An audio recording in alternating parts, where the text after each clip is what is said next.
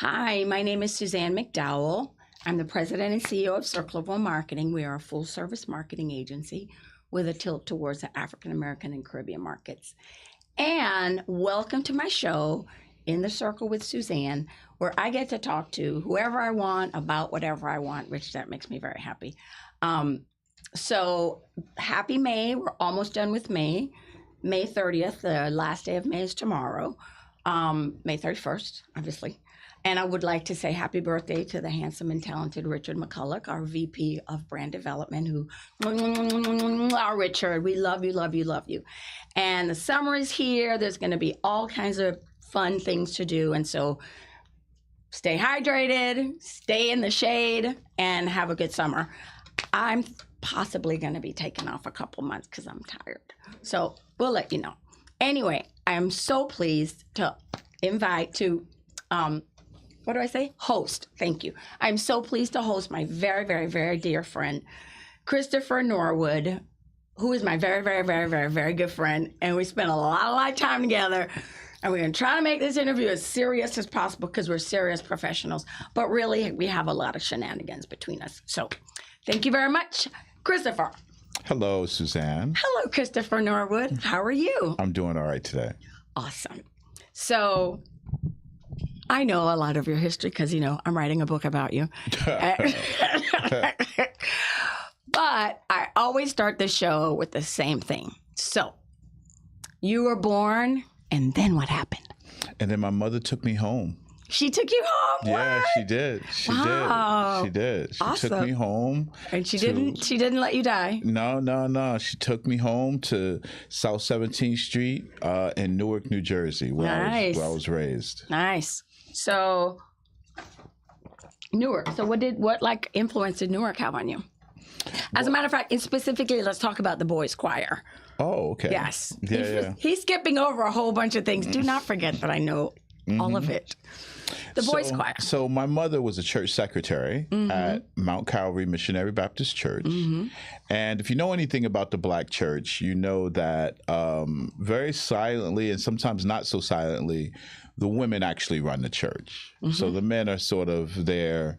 They're the pastor. They're the trustees and all that. They're there to look strong. Right. But the and women, like they're doing something. The women run the church. So my mother was a church secretary. Women. Yes. I still remember the telephone number at the church, 242-5344. Oh my God! Wow. And because I went to daycare there as well. You have to know that number.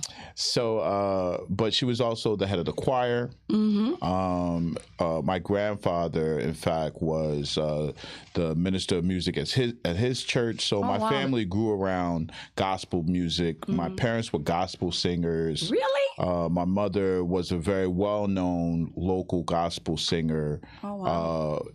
And in places like Newark, and I'm sure here in Miami as well, there's these rivalries between churches and their choirs and things of that nature.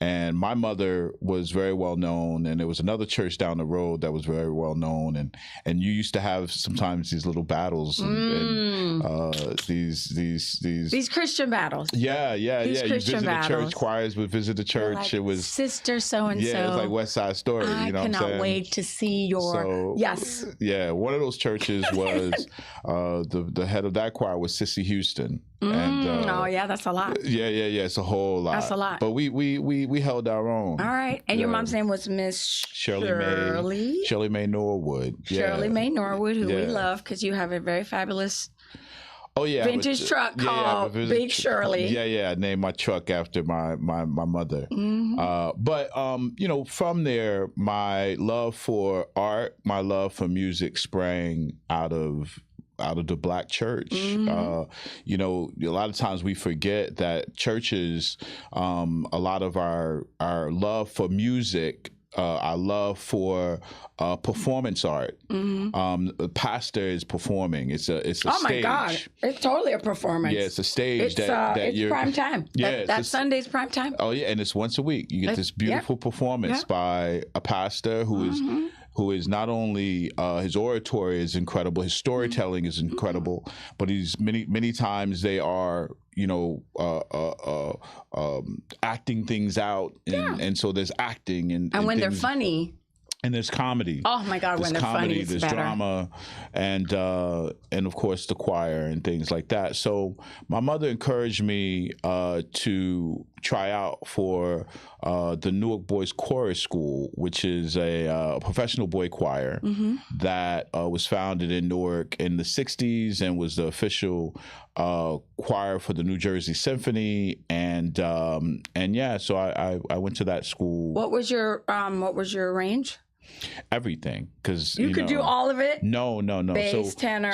So you start in the 5th grade, it's 5th to 8th grade. So during that time period, your voice is really changing as a young man. Yes. So I started as a first soprano, became a second soprano, first alto, second alto. You were first soprano. I mean, you think about it, 5th grade. No, because your voice changes. Our voices do. I was a second soprano always. Yeah. So, but you're right. Your voice never. Yeah, I mean, think of a young boy. Yes, your voice during that totally changes. The time period. So you went from a first soprano to an alto? To a bass? Between 5th and 8th grade. I don't think I've ever really made bass. You didn't make bass, but you made alto. Not during that time period. But alto though, for sure. Yeah. Wow, that's cool. Yeah. It was fascinating. That's cool. My love for travel came from there as well. Oh yeah, you guys went all over the country. Yeah. We performed around the country. We performed around the world. Did you say Switzerland or Belgium? No. Where was it? So the way it's structured, every 2 years, the performing choir of the school, because we have a training course. Everybody in the school is in the choir, but you have a training course and then the performing chorus. And every 2 years, the performing chorus travels to some faraway place. When I was there, we went to China and Japan. Oh no! And so far away from Sweden and Switzerland. Yeah, very far away. Very far away. Nowhere near. Yeah. Thank you, geography. Yeah, but, coming from a community like Newark, which is the inner city of like any other inner city around the country, and then traveling to places like Asia at that time period. Oh my God, opened your mind. Oh yeah, for sure. Oh my God, you got to be like, what? Not only that, the people look completely different, and the culture is completely. It's not even this like is China in 1985. Ooh. So we're talking about that was a lot. Not the China that you even see today. But we were there for a month. You were there, or you were there. Like you got to. I always say, like when you get to like take your clothes out and put it together, and then be able to choose, like from a woman perspective. That's how I know I'm going to stay. I can't relate to that. That's how I know I'm going to stay long. Okay, great. I know you don't like foolishness. Go ahead. Right, but no, we were there for a month, but we moved around. We spent 3 days in one city, 3 days, and we did 7 cities in that time period. Oh yeah. Oh, so you guys were traveling. Okay, so you traveled. Yeah. So you went. So you got to see different parts of China. Yes. The type of program, we had set concerts in particular venues throughout the country, but we also, a part of our exchange was we would just start singing in places. Oh wow, you do like pop-ups. Yeah, we would go like a flash mob. Yeah, we let's say we were in the Forbidden City in Beijing. We just start singing. Oh my God. Listen, when I was in the choir, I remember the joy of singing. I have a good voice, but also too, just everyone and the practice and the harmony is so. We used to go to the mall and do Christmas and stand like in a Christmas tree and sing. And I just remember those times being like so fun. So I can imagine you're on the side of the road in a completely foreign country and then you just burst out and then everyone stops. Yeah. Not exactly the side of the road, but. I mean, that's side of the road. Yeah. But yeah. In some random place you weren't booked in. Yeah, no, we had booked performances, but we also would just create songs at various locations. So through that experience, I gained so much. That's why it's so important for young people to do different things, travel. I learned how to perform. I learned how to. So does that mean you're gonna become a preacher? No, but a lot of times, a lot of my friends went on to music careers or other things. Most of us did not. But what that school did teach us is how to speak in public, how to be ready to perform, how to prepare, and how to be show ready, how to be be like ready to go. Right. And also we memorized everything as well. So we would do 2-hour performances by heart. We would while I was there, we performed 2 hours in Japanese at Carnegie Hall. Our repertoire was not was mostly classical classical music was our repertoire. So I learned the sounds of symphonies. I learned the masses of various classical composers. So, you know, the ability, and when you're young, sometimes you don't know what you're doing. You know what I mean? You're doing it because you're told this is what we have to do. You're growing along, you get more information. And you practice and you practice and you practice. So preparation was something that I learned of course, there as a group well. too. Yeah. As a group. Are those the skills that you use when we go on our trips to Key West? Well, you know, with a bunch of people on the bicycles? Sometimes you got to have a plan. Are those your preparation skills? Yeah, you got to have a plan. Everybody got to be in a certain bedroom, you know what I'm saying? You got to have a plan. A plan. You can veer away from it. I know, but where we gonna go? We gonna go to if you're dealing with Blue Heaven groups of people. Yes, you have to have a plan. You gotta have a plan. And I can make the plan, or you can make the plan. But it's your birthday, so we go. No, but there has to be a plan. Yes, absolutely, and I appreciate the plan because I had a wonderful time spending the last 4 Labor Days celebrating your birthday, Mr. Norwood. Okay, awesome. So your love of music is completely from your soul, from your bones, from your history, from your legacy. But then now you took that love of art in general. So if you love music, then you love art. And so you took that love of art and it migrated over to the visual arts and art, different than the performing arts. Yeah, I mean, I had a career in public policy advocacy. I had a career in youth development. I had a separate career apart from what I do now. I'm a lawyer by training, and so I have a prior life that I led, but I had an opportunity to showcase some artwork that was dear to me from my alma mater, which is Hampton University, and hence the name Hampton Art Lovers. Yes, hence the name Hampton Art Lovers, and from there it just sort of birthed into what we have today as far as an organization set up to promote culture, promote art, and for my background in public policy, it made that we call policy, or a lot of things that we call politics, it emanates and grows out of a cultural aesthetic. And so I felt like, wow, maybe that's another zone to go in to try to promote culture. Then can and to create express yourself change and the information that you have. Absolutely. Wow. So that's super interesting. I am learning about my very good friend. Okay, so now you've left Hampton, you've become an attorney. I know that your work has a lot to do with children and education and those kinds of things.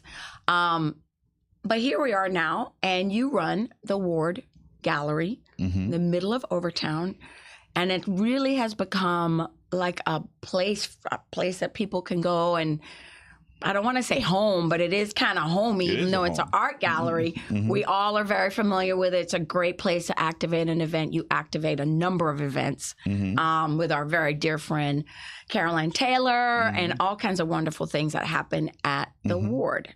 So, and then you have Point Comfort. Yes, we have an art fair that we do during Basel. Yes. Yep. Absolutely. But right now, one of the things, and you know that we all follow you. Me, Ingrid, Ken, Khadijah, who else there? Melissa, who am I missing? Justin, everybody. We all follow you. We all follow you. So I remember the time that we all followed you to the Wolfsonian. That was like, 6 months ago? Yes. Remember after that we went and had Thai food? Yes, we did. Like Robbie Bell was with us? Something like that. Nancy was with us. Oh my God, Nancy Ankrum was with us. Nancy was with us, I think. Yeah, rest in peace. So... But anyway, that was after a really super interesting talk at the Wolfsonian. Yes. Which I love the Wolfsonian. So here we are again, and it is now the 100th anniversary of the Harlem Renaissance. So to me, I don't know a lot about the Harlem Renaissance. So can you please tell me? You're such a great teacher of art. The Harlem Renaissance is the greatest art movement in the history of the United States.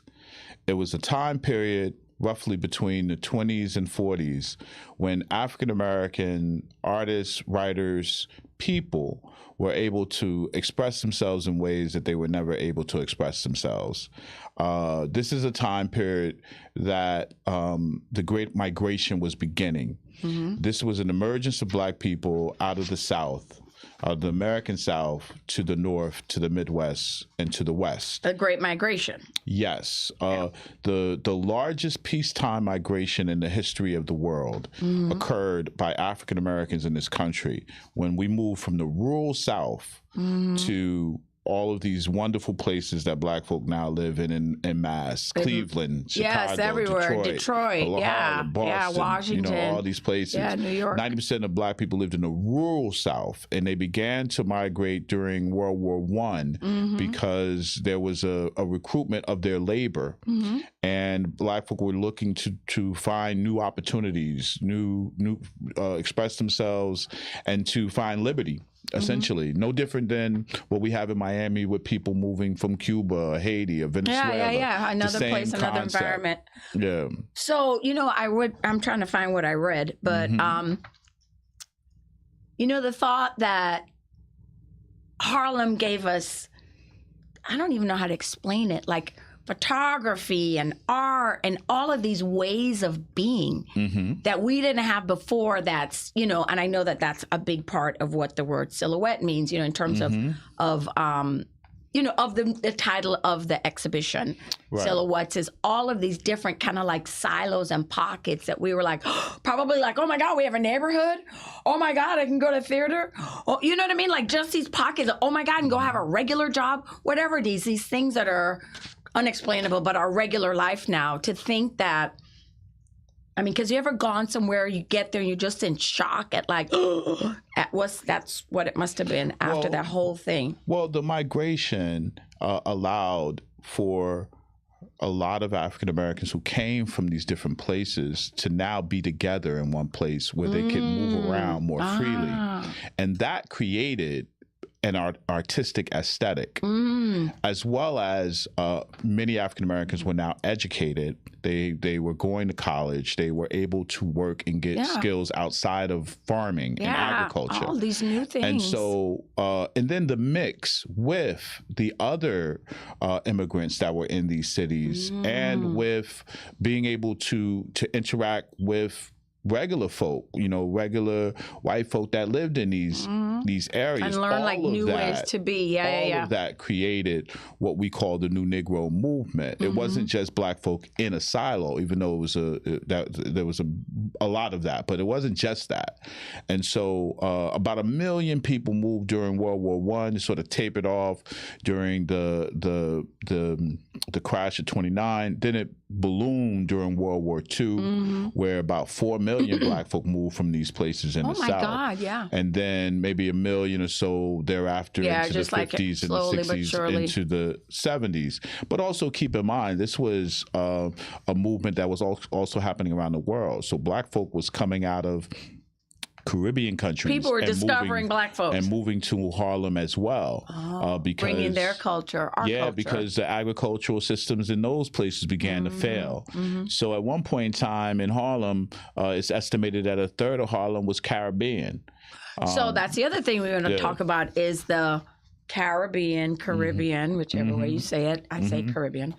The Caribbean's influence on the movement. So, of course, I'm thinking, because we did talk about Florida as well. I want to get to Florida.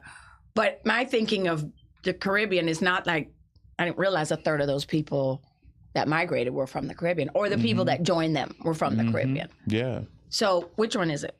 About a third, it's estimated about a third of Harlem during the Renaissance was from the Caribbean. So directly from Jamaica, directly from...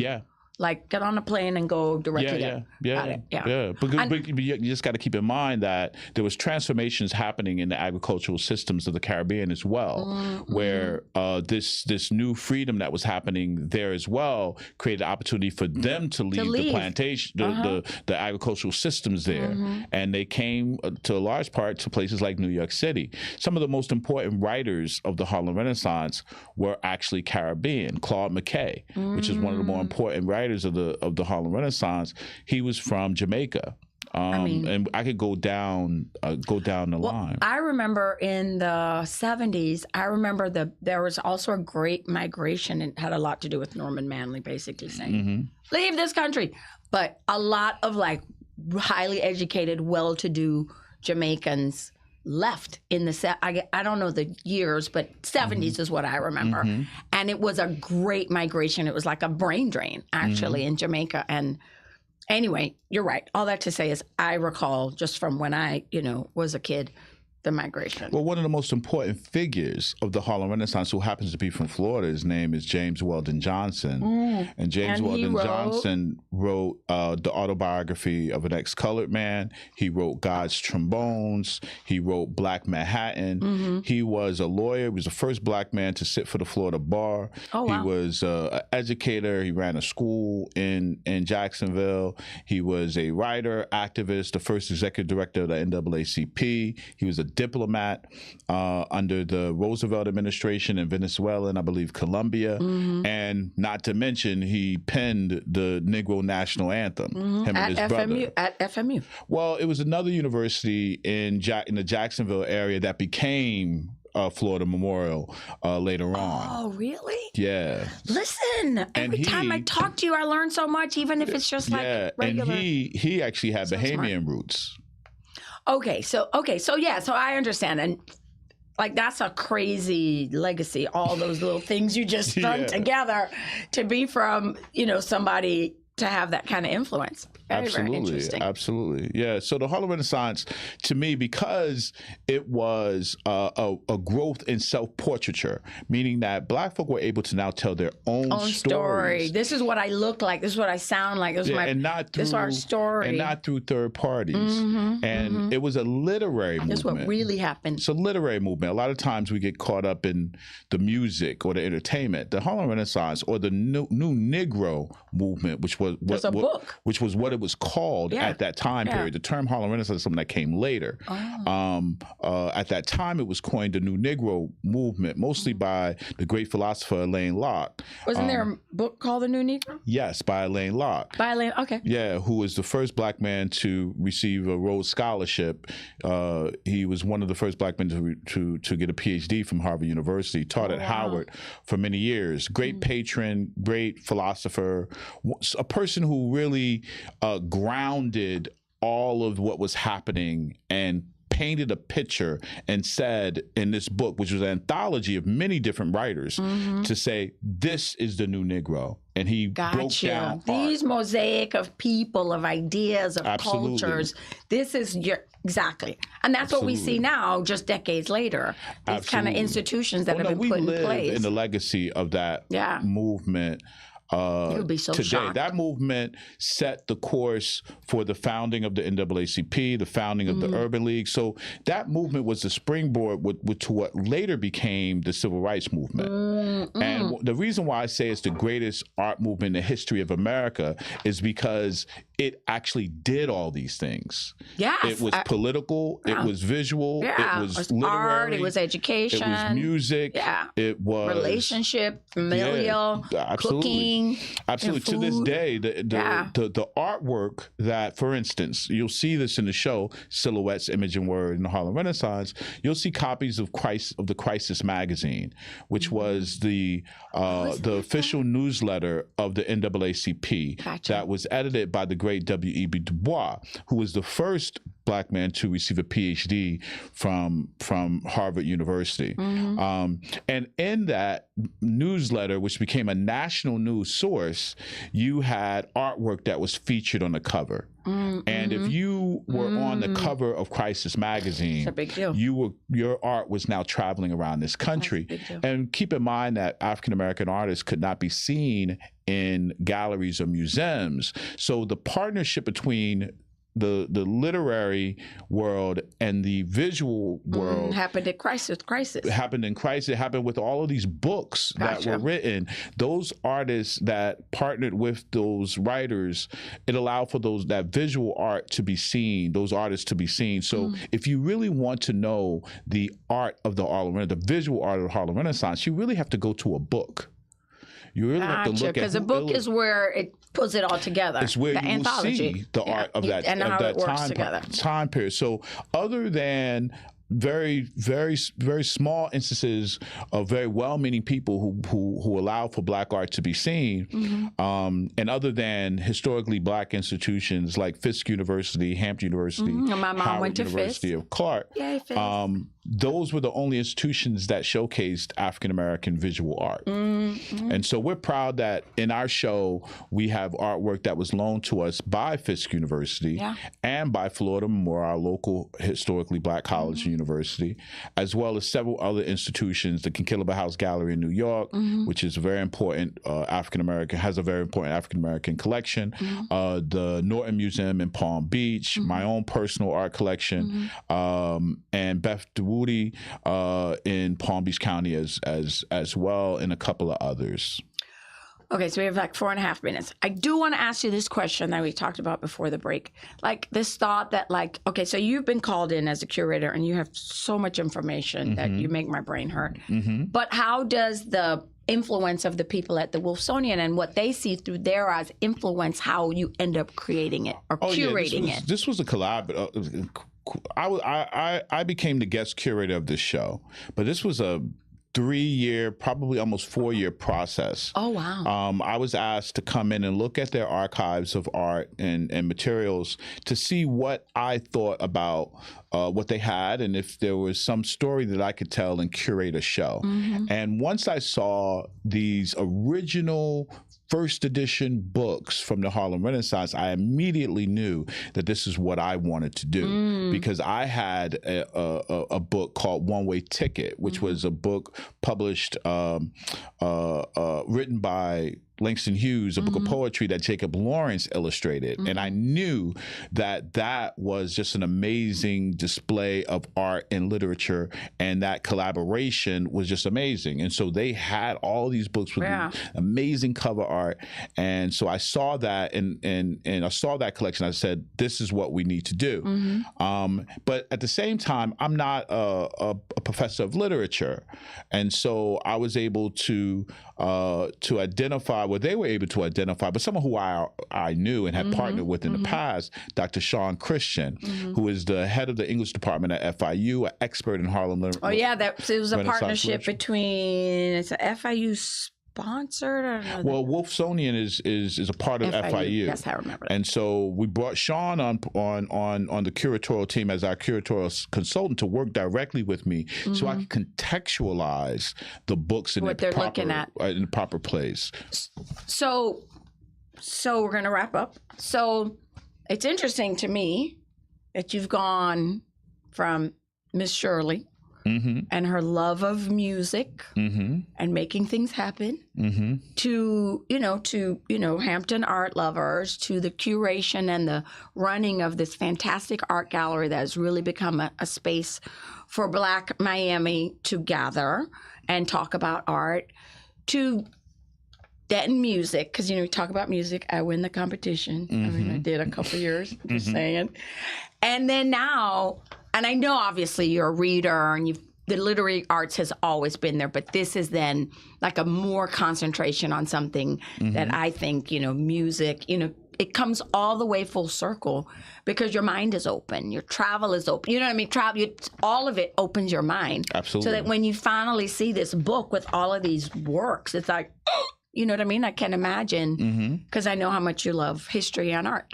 Absolutely. I mean, art and history go hand in hand. Art and history go hand in hand. Okay, so this exhibition runs from when to when? Like, what are the dates? It ends June 23rd. It's been up since November. It was extended. Oh my God, it's been up. Yeah, it extended. It was supposed to end in April. They extended it to June. And so come on out. So you have about 3.5 weeks. 3.5 weeks, and we have several events. We have an event on June 7th where we have an author who is an expert on women in the Harlem Renaissance. Okay, so we I'll be have a whole talk about that. And then on June 23rd, we actually have another day of activities, a full day of activities exploring the role that the Caribbean played in the Harlem Renaissance, which is extraordinarily Monumental. vast. And let's not forget that it's Haitian Heritage Month, and we have a whole section of the show that's dedicated to the role that Haiti played in the Harlem Renaissance, because it was very inspirational. There were several books, several art paintings. Many of these artists visited Haiti, and so the impact was vast there as well. Okay, so we have to go. So tell me, how do I find out more? So you can go to Hampton Art Lovers, our website, or our Instagram to learn more about all the things that we're doing, because we have 3 shows up in Miami. We have a show up in my gallery called Concouse Hughes featuring Ray Ralston. We have a show at the Green Space called Under a Simple Tree. And of course, we have the show Wissonian at the Wissonian Silhouettes, Images, and Word in the Harlem Renaissance. All of that is found on our Instagram and webpage. Yes. Thank you very much, Mr. Norwood. I appreciate you. I appreciate you. As a historian, as a curator, as a lover of art, and as I'm a little bit of all of those. and as a friend.